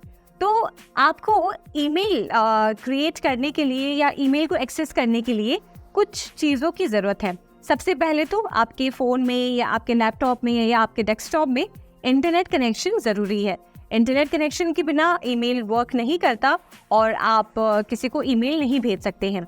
दूसरी चीज़ है कि आपके पास आपकी ईमेल आईडी रेडी होनी चाहिए, यानी कि आप अगर इस एग्जांपल के तौर पे हम कहें तो अगर हम जीमेल की बात कर रहे हैं तो आपके पास एक जीमेल अकाउंट होना चाहिए। और तीसरी चीज़ कि आपके पास सेंडर का ईमेल एड्रेस होना चाहिए जिसे आप ईमेल भेजना चाहते हैं। तो आइए देखते हैं कि आप कैसे किसी को ईमेल सेंड कर सकते हैं। तो अब हम इसमें देखेंगे कि आप कैसे जीमेल के ज़रिए किसी को भी ईमेल शेयर कर सकते हैं। तो आते हैं हमारे कंप्यूटर स्क्रीन पर और यहाँ पे हम ओपन करेंगे हमारा गूगल क्रोम। हमने यहाँ पे क्लिक किया और इसे मैक्सिमाइज करते हैं और यहाँ पे आप ऐप लॉन्चर पे आएंगे राइट साइड, यहाँ पे गूगल ऐप्स में। तो यहाँ पे आप देखिए जीमेल है, इस पर क्लिक करें और ये हमारा जीमेल का पेज ओपन हो गया है। तो आइए अब देखते हैं कि आप जीमेल के ज़रिए कैसे किसी को भी ईमेल कर सकते हैं। तो ये हमारा ईमेल यहाँ पे ओपन है, हमारा जीमेल ओपन है। तो हम यहाँ पे कंपोज पे जाएंगे सबसे पहले एक नई ईमेल को ड्राफ्ट करने के लिए। यहाँ पे मैंने जो स्क्रीन साइज है वो फुल कर दी है। अब यहाँ पे सबसे पहले आपको एंटर करना होगा आपके रिसीवर का ईमेल एड्रेस जिसे आप ये मेल करना चाहते हैं। तो मैंने यहाँ पे, मैं जिसे इस ईमेल को शेयर करना चाह रही हूँ, मैंने उनका ईमेल एड्रेस यहाँ पे ऐड कर दिया है। ठीक है, इसकी कॉपी अगर आप किसी को भेजना चाह रहे हैं तो आप उन्हें भी ऐड कर सकते हैं इस CC पे क्लिक करके। तो यहाँ पे समझिए ये जो ईमेल एड्रेस है मैं चाह रही हूँ कि उनके साथ इस ईमेल की बस एक कॉपी शेयर हो, तो मैं उन्हें CC में ऐड कर सकती हूँ जिसके ज़रिए इस ईमेल की बस उन्हें कॉपी शेयर होगी। अब मान लीजिए मैंने अगर BCC पे क्लिक किया तो BCC में मैं जिसे भी ऐड करूँगी, जैसे मानिए मैंने ये ईमेल एड्रेस यहाँ पे ऐड किया, मैंने ये BCC में ये ईमेल एड्रेस ऐड कर दिया। तो BCC से क्या होगा कि BCC में जिस ईमेल एड्रेस को मैंने मेंशन किया है वो बाकी जो 2 और CC में है उन्हें पता नहीं चलेगा कि BCC वाले को भी ये कॉपी भेजा गया है। पर अगर आप ओके हैं, इफ़ यू आर फाइन कि चलो मतलब आपका कोई ऐसी इंफॉर्मेशन नहीं है जो आप हाइड करना चाहते हैं और आप चाहते हैं कि मैं सीसी में डाल सकता हूँ, तो आप यहाँ BCC से हटाकर उस ईमेल एड्रेस को यहाँ पे भी मेंशन कर सकते हैं ताकि आपकी मेल की कॉपी इनके पास चली जाए। पर जैसे कि मैंने कहा, अगर आप चाहते हैं कि बाकी लोगों को, बाकी जो रिसीवर है उनको पता ना चले कि आपने इनके साथ ये कॉपी शेयर की है, तो आप यहाँ से हटाकर उन्हें BCC में वापस ऐड कर सकते हैं। तो ये है एक बहुत ही यूज़फुल फीचर जीमेल का, जिसके ज़रिए आप मल्टीपल लोगों को मेल भेज सकते हैं और उसमें भी डिफ्रेंशिएट कर सकते हैं कि किसी आप टू में रखना चाहते हैं, यानी कि किसी आप डायरेक्टली इस मेल को एड्रेस कर रहे हैं, फिर किसी आप CC में रखना चाहते हैं, यानी कि किसी आप इस मेल का कॉपी भेजना चाहते हैं, और किसी आप BCC में ऐड करना चाहते हैं। ठीक है, अब यहाँ पे एक गौर फरमाने वाली बात ये है कि ये जो टू वाला सेक्शन है, इसमें आप मल्टीपल मेल्स ऐड कर सकते हैं। मान लीजिए मैंने एक और मेल यहाँ पे ऐड कर दिया। इसी तरीके से आप मल्टीपल लोगों के ईमेल एड्रेसेस यहाँ पे ऐड कर सकते हैं। अब आगे बढ़ते हैं, हमारे ईमेल का सब्जेक्ट पार्ट लिखते हैं। सब्जेक्ट एक ऐसा हिस्सा है मेल का जो बताता है कि आपने जो मेल भेजा है, जो आपने मैसेज भेजा है, वो किस बारे में है। मान लीजिए मैं ये ईमेल जो ड्राफ्ट कर रही हूँ, मैं एक कंपनी के साथ अपना प्रोफाइल शेयर कर रही हूँ, अपना CV शेयर कर रही हूँ, तो मैं यहाँ पे डाल सकती हूँ resume for video editors role. ठीक है, अब जब रिसीवर के पास ही मेल जाएगी तो उनको अपने हेडिंग में ही ये सब्जेक्ट नज़र आ जाएगा, जिससे वो गेस कर पाएंगे कि अच्छा ये मैसेज जो मुझे भेजा गया है वो किस बारे में है। अब यहाँ पे आप अपनी ईमेल की जो बॉडी है वो लिखेंगे। जैसे आपने ईमेल लिख दिया, टेक्स्ट यहाँ पे आपने तो यहाँ पे जैसे समझिए हमने यहाँ पे टेक्स्ट एंटर कर दिया है। अगर आप इस टेक्स्ट को कस्टमाइज़ करना चाहते हैं, किसी और फॉन्ट में कन्वर्ट करना चाहते हैं, तो वो आप आसानी से उस टेक्स्ट को ऐसे सिलेक्ट करके और यहाँ पे ये जो ऑप्शंस हैं टेक्स्ट के लिए, यहाँ से सिलेक्ट करके, मान लीजिए मैंने ये कर लिया सिलेक्ट, तो देखिए उस हिसाब से ये चेंज हो गया है टेक्स्ट फॉर्मेट। अब मान लीजिए मैंने इसको ये सिलेक्ट कर लिया, ये वाला फॉन्ट, तो ये इस हिसाब से आप ईमेल की टेक्स्ट को चेंज कर सकते हैं। तो यहाँ आप देखेंगे तो यहाँ पे आप इसकी साइज़ को भी चेंज कर सकते हैं। मान लीजिए मैंने ये सिलेक्ट किया और यहाँ से मैंने उसे स्मॉल कर दिया, तो साइज़ इसकी छोटी हो गई है। उसके बाद आप चाहें तो इसे यहाँ से सिलेक्ट करके बोल्ड कर सकते हैं, इटैलिक कर सकते हैं, इवन अंडरलाइन कर सकते हैं, और कलर चेंज कर सकते हैं, बैकग्राउंड चेंज कर सकते हैं। देख रहे हैं, तो जिस हिसाब से आप चेंजेस करेंगे उस हिसाब से आपका जो टेक्स्ट है वो भी चेंज होता हुआ नज़र आएगा। तो इस तरीके से आप ईमेल में हर तरह की कस्टमाइजेशन कर सकते हैं।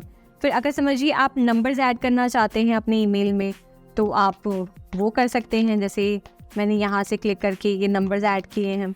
फिर वहीं अगर आप बुलेट पॉइंट्स ऐड करना चाहते हैं तो वो आप कर सकते हैं, देखिए इस तरीके से। फिर अगर आप इसको इस तरीके से लेफ़्ट और राइट अलाइन करना चाहते हैं वो आप कर सकते हैं। कोई कोट अगर आप डालना चाहते हैं तो वो आप यहाँ से डाल सकते हैं। फिर किसी लिखे हुए टेक्स्ट को अगर आप स्ट्राइक करना चाहते हैं तो वो आप कर सकते हैं। अब अगर आप चाहते हैं कि जिस भी टेक्स्ट को आपने कस्टमाइज़ किया है वहाँ से आप उस फॉर्मेटिंग को हटाना चाहते हैं, तो आप बस उस टेक्स्ट को सिलेक्ट करके यहाँ से रिमूव फॉर्मेटिंग पे क्लिक करेंगे, तो जो उसका ओरिजिनल जो फॉर्मेट था वो उसमें कन्वर्ट हो जाएगा। अब यहाँ पे नीचे की तरफ देखेंगे तो यहाँ पे सेंड का ऑप्शन है। जब हमारा मेल रेडी है तो हम यहाँ से सेंड कर सकते हैं। फिर यहाँ पे आप चेक करेंगे, यहाँ पे एक एरो है, तो यहाँ पे आप क्लिक करें तो यहाँ पे आप शेड्यूल भी कर सकते हैं। यानी कि समझिए अगर आप इस मेल को आपने ड्राफ्ट कर लिया है, हर तरीके से रेडी है, पर अगर आप चाहते हैं कि रिसीवर के पास आपका जो मेल है वो कल सुबह 9 बजे पहुँचे, अभी ना पहुँचे, कल सुबह 9 बजे पहुँचे, तो आप ये इस पर सिलेक्ट करके यहाँ से टाइम और डेट कस्टमाइज़ कर सकते हैं। मान लीजिए कल की तारीख है 10 और मैंने यहाँ से टाइम सिलेक्ट कर लिया 9 AM, ठीक है, और यहाँ से हमने कर दिया स्केड्यूल सेंड, तो ये स्केड्यूल सेंड हो गया। अब अगर आप इसको अंडू करना चाहते हैं तो अंडू भी आप कर सकते हैं। तो ये जो ईमेल आप शेयर कर रहे थे वो सेंड ना होकर वापस ड्राफ्ट में कन्वर्ट हो गई है। अब यहाँ पे और ऑप्शंस हम चेक करते हैं। तो यहाँ पे देखिए ये ऑप्शन है, इस फॉर्मेटिंग ऑप्शन पे क्लिक करके आप चाहें तो जो टूल बार आपको नज़र आ रहा था उसको आप डिसेबल कर सकते हैं, यहाँ से एनेबल कर सकते हैं। फिर अगर आप इस अटैच फाइल्स पे क्लिक करेंगे तो यहाँ से आप अपने कंप्यूटर या डेस्कटॉप या आपके मोबाइल पर जो भी फाइल स्टोर्ड हैं उनमें से कोई भी फाइल ईमेल में अटैच कर सकते हैं। मान लीजिए मुझे कोई डॉक्यूमेंट अटैच करना है तो मैं डॉक्यूमेंट्स पे चली गई और मैंने यहाँ से जो फाइल मुझे इस ईमेल मैसेज के साथ अटैच करनी है उसे सिलेक्ट करके ओपन पे क्लिक किया और यहाँ पे देखिए वो फाइल यहाँ पे अटैच हो गई है। अब आगे आप देखेंगे तो यहाँ पे लिंक इंसर्ट करने का ऑप्शन है। अगर आप कोई लिंक यहाँ पे डालना चाहते हैं, कोई वेब एड्रेस, तो वो आप यहाँ से इंसर्ट कर सकते हैं। अगर आप कोई इमोजी इंसर्ट करना चाहते हैं इस मेल में तो आप वो भी कर सकते हैं। देखिए यहाँ पे ये इमोजी आ गई है। और अगर आप गूगल ड्राइव पे जाके कोई स्पेसिफिक फाइल को यहाँ पे शेयर करना चाहते हैं तो वो आप कर सकते हैं। उसके बाद हम यहाँ पे इंसर्ट फ़ोटो में जाएंगे तो हमारे फ़िलहाल आपको इसमें कोई फ़ोटोज़ नज़र नहीं आ रही हैं, पर अगर आपके ड्राइव में फ़ोटोज़ होंगी तो वो आप यहाँ से इंसर्ट कर सकते हैं। और यहाँ पे जाकर आप कॉन्फिडेंशियल मोड ऑन कर सकते हैं और सिग्नेचर इंसर्ट कर सकते हैं। अभी हमने यहाँ पे कोई सिग्नेचर क्रिएट नहीं किया है इसलिए आपको नज़र नहीं आ रहा, पर अगर आपने अपना सिग्नेचर यहाँ पे ऐड किया है तो आप वो यहाँ से ऐड कर सकते हैं। और फिर आपको और भी एक्स्ट्रा यहाँ पे सेटिंग्स नज़र आती है, जैसे कि default to full screen, label, print, check spelling और सेट टाइम टू मीट और ये सब। तो अब मान लीजिए हमने हमारा जो ईमेल है, जो ईमेल का टेक्स्ट है, हमने रेडी कर लिया है, हमने रिसिपेंट्स की मेल एड्रेस ऐड कर दी है और अब हम इसे शेयर करना चाह रहे हैं। तो हम यहाँ पे सेंड पे क्लिक करेंगे और यहाँ पे आप देखिए मैसेज सेंड बता रहा है। और अगर आप चाहते हैं कि जल्दी से आपने कोई गलती कर दी है और अगर आप उस मैसेज को अंडू करना चाहते हैं तो आप वो भी कर सकते हैं। और अगर आप मैसेज को देखना चाहते हैं तो व्यू मैसेज पे आप क्लिक करेंगे तो ये रहा वो मेल जो आपने शेयर किया है। अब यहाँ से अगर आप देखेंगे तो ये देखिए जिसको आपने शेयर किया है उसकी इन्फॉर्मेशन आपको दिखाई दे रही है। जैसे ये मेरी ईमेल आईडी है जहाँ से ये मेल गया है, फिर 2 में जिनको मैंने शेयर किया है, date, timing and subject everything. तो ये है आसान तरीका कि कैसे आप मेल शेयर कर सकते हैं। अब आके थोड़ा सा एक्सप्लोर करते हैं कि इस जीमेल के हमारे इंटरफेस में हमें क्या क्या और मिलता है। यहाँ पे अगर आप कोई स्पेसिफिक ईमेल स्टार करना, आपने अगर स्टार किया है तो वो स्टार्ड ईमेल्स में दिखता है। फिर जैसे अगर आपने किसी ईमेल को स्लोज पे रखा है तो वो यहाँ पे आपको नज़र आएगा और यहाँ पे आप सेंड पे क्लिक करेंगे तो जो भी ईमेल्स आपने भेजी हैं वो आपको सेंड पे दिखाई देंगी।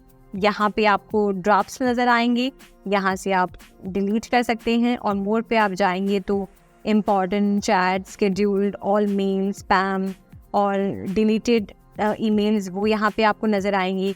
और यहाँ पे कैटेगरीज और ये सब हैं। तो ये था कैसे आप जीमेल के थ्रू या किसी भी और ईमेल प्लेटफॉर्म पे ईमेल्स भेज सकते हैं और बहुत आसानी से एक प्रोफेशनल ईमेल क्रिएट कर सकते हैं बस कुछ स्टेप्स में।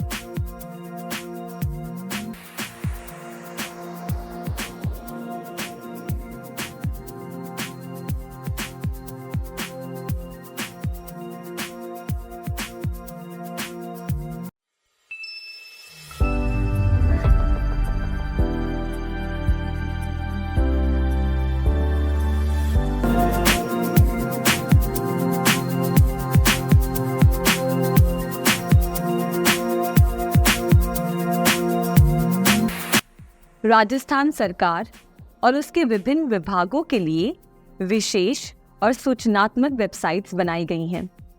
इनमें से कुछ वेबसाइट्स के बारे में अब हम जानेंगे। सबसे पहला है राजस्थान सरकार का राज्य पोर्टल http://rajasthan.gov.in।